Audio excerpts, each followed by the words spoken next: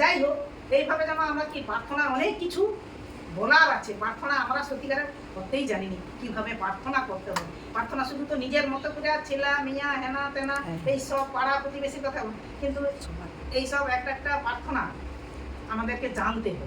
সব কিছু আমাদের মধ্যে তো জানা থাকেনি। এবার কি বলছে, তদনুসারে তাহাই শিক্ষিত হইয়াছ, যেন তোমরা পূর্বকালীন আচরণ সম্বন্ধে সেই পুরাতন মনুষ্যকে ত্যাগ করো, যাহা প্রতারণার বিধি অভিলাষ মতে ভ্রষ্ট হইয়া করিতেছে।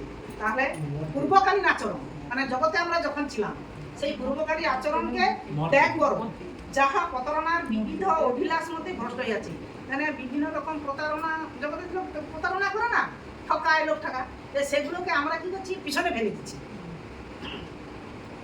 আর আপন আপন মনের ভাবে যেন ক্রমশ নবীনীকৃত হোক। এবার আমরা কে সেই পুরাতন মনুষ্যকে ত্যাগ করছি জগতে যখন ছিলাম।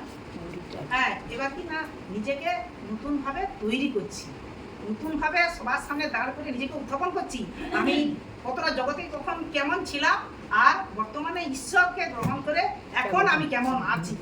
হ্যাঁ, নতুন সেই নতুন মনুষ্যকে পরিধান করো। তাহলে সেই বাক্য, সেই যীশু খ্রিস্টের সেই বাক্য, পরমেশ্বর পিতা তার পুত্রের দ্বারা যে বাক্য জগতে যে বীজ ফেলে গেছে, সেই বীজকে যেন কি আমরা গ্রহণ করি, যাহা সত্যের ধার্মিকতা ও সাধুতা ঈশ্বরের সাদৃশ্যে সৃষ্টি হয়েছে।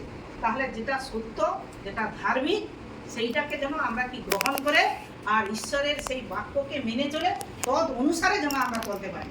তাহলে সেখানেই মুক্তি, সেখানেই সত্য। কারণ যিশুকে যে বিশ্বাস করবে, যে মৃতগণের মধ্য থেকে তিনি উত্থাপনে আছে, তিনিই হবে কি অনন্ত জীবনের অধিকারী।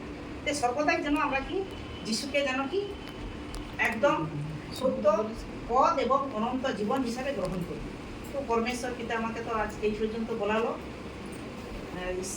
ঈশ্বরকে ধন্যবাদ আর করি, অসংখ্য অসংখ্য ধন্যবাদ।